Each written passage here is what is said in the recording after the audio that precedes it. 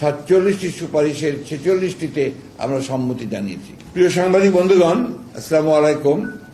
জাতীয় ঐক্যমত্য কমিশনের কার্যক্রম নিয়ে আগ্রহ প্রত্যাশা যেমন অনেক, তেমনি হতাশা ও উৎকণ্ঠাও জনগণে রয়েছে।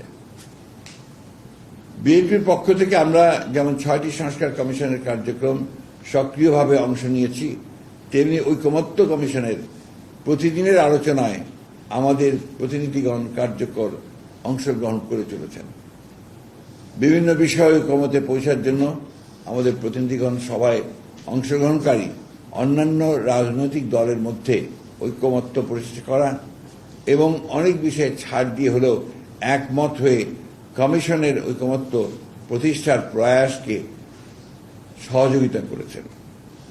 কিন্তু দীর্ঘ আলোচনার পর সংস্কার কমিশনগুলো যেসব প্রস্তাব পেশ করেছেন তার বিপরীত কিংবা নতুন নতুন প্রস্তাব উত্থাপন ও তা নিয়ে অনেক সময় অচলাবস্থা সৃষ্টির কারণে কার্যক্রম বিলম্বিত হচ্ছে।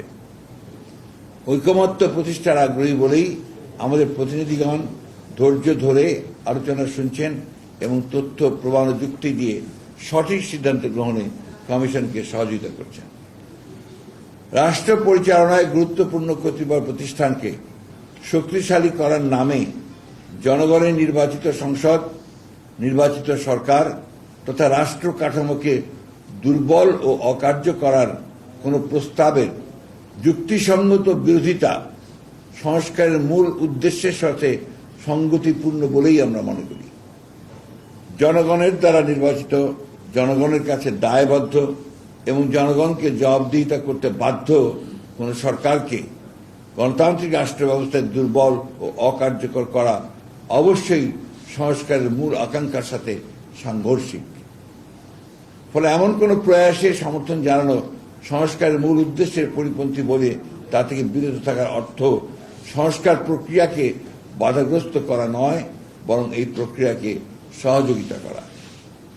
প্রিয় সাংবাদিক বন্ধুগণ, 6টি সংস্কার কমিশনের মধ্যে পুলিশ সংস্কার কমিশনের বিষয় এখন আলোচনায় আসে। তবে ওই কমিশনে আমাদের দলের প্রতিনিধিবৃন্দের কাছে আমরা যতটুকু জেনেছি তাতে র্যাব বিলুপ্তি সহ প্রায় সব বিষয়ই ঐকমত্য প্রতিষ্ঠা হয়েছে। দুদক সংস্কার কমিশনের কতিপয় ছাড় দিয়ে 47টি সুপারিশের 46টিতে আমরা সম্মতি জানিয়েছি। আমরা কিন্তু স্পেসিফিক কথাগুলো বলছি আজকে আপনাদের সামনে। শুধু 29 নম্বর সুপারিশে আইনের মাধ্যমে করার পরিবর্তে আমরা আদালতের অনুমতি নেয়ার বিদ্যমান বিধান অব্যাহত রাখার কথা বলেছি। আমরা মনে করি এটা না হলে দুদকের কার্যক্রমকে অহেতুক বিলম্বিত করার সুযোগ সৃষ্টি হবে। জনপ্রশাসন সংস্কার কমিশনের 208টি সুপারিশের মধ্যে 187টি প্রস্তাবের সঙ্গে আমরা একমত হয়েছি এবং 5টিতে আংশিক একমত হয়েছি। 5টি সুপারিশে আমরা ভিন্ন মত পোষণ করেছি।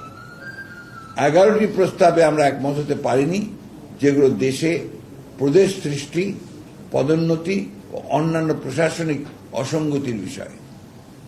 উল্লেখযোগ্য যে পদোন্নতির বিষয়ে আপিল বিভাগের রায় কার্যকর রয়েছে। বিচার বিভাগীয় সংস্কার কমিশনের গুরুত্বপূর্ণ 89টি সুপারিশের মধ্যে 62টি সুপারিশে আমরা একমত হয়েছি, 9টিতে আংশিকভাবে একমত হয়েছি, 18টিতে ভিন্ন মত পোষণ করে যুক্তিসহ পরামর্শ দিয়েছি। উল্লেখযোগ্য যে বিচার বিভাগের স্বাধীনতা বিষয়ক সকল প্রস্তাবে আমরা একমত হয়েছি। প্লিজ, তবে এর কিছু বিষয়ে নির্বাচিত সংসদে আইন প্রণয়ন কিংবা ইতিমধ্যে কোনো অধ্যাদেশ হলে তা সংসদে রেটিফাই ও সাংবিধানিক সংশোধনীর প্রয়োজন হবে। নির্বাচনী ব্যবস্থা বিষয়ক সংস্কার কমিশনের 243টি সুপারিশের মধ্যে 141টিতে আমরা একমত হয়েছি এবং 14টিতে আংশিকভাবে একমত হয়েছি। 64টিতে আমরা ভিন্ন মত সহ একমত হয়েছি। অর্থাৎ এসব বিষয়ে পরিবর্তনে একমত হয়ে বিভিন্ন আইনে ও বিধিতে সংশোধনী অধিকতর কার্যকর হবে তা প্রস্তাব করেছি। 24টি বিষয়ে আমরা একমত হতে পারিনি। উল্লেখযোগ্য যে নির্বাচনী ব্যবস্থা সংক্রান্ত 12টি আইন ও ও 6টি নীতিমালা আছে। এই বিষয়ে রাষ্ট্রীয় সংবিধানেও নির্দিষ্ট বিধান আছে। এসব প্রস্তাবের বেশ কয়েকটি বাস্তবায়নযোগ্য নয় এবং কয়েকটি নির্বাচন কমিশনের স্বাধীনভাবে দায়িত্ব পালনে স্পষ্টতই বাধা সৃষ্টি করে, তাদের সাংবিধানিক স্বাধীনতা ক্ষুণ্ণ করবে। আমরা অবাধ, সুষ্ঠু ও নিরপেক্ষ নির্বাচন অনুষ্ঠানের জন্য আনিত সকল প্রস্তাবে একমত হয়েছি। আইনি সংস্কারের বিষয়ে আলোচনা অব্যাহত আছে। সংবিধান সংস্কার কমিশনের 131টি সুপারিশে আমরা দফা ওয়ারি মতামত দিয়েছি। অধিকাংশ সুপারিশে একমত হয়েছি। এর মধ্যে উল্লেখযোগ্য 70 অনুচ্ছেদ এবং প্রধানমন্ত্রীর মেয়াদ, দুই বিষয়ে আমরা ছাড় দিয়েছি। বিশেষ করে প্রধানমন্ত্রীর মেয়াদ নির্দিষ্ট করে দেওয়ার বিধান বিশ্বের কোথাও না থাকার পরেও ঐকমত্য প্রতিষ্ঠার স্বার্থে আমরা সম্মত হয়েছি।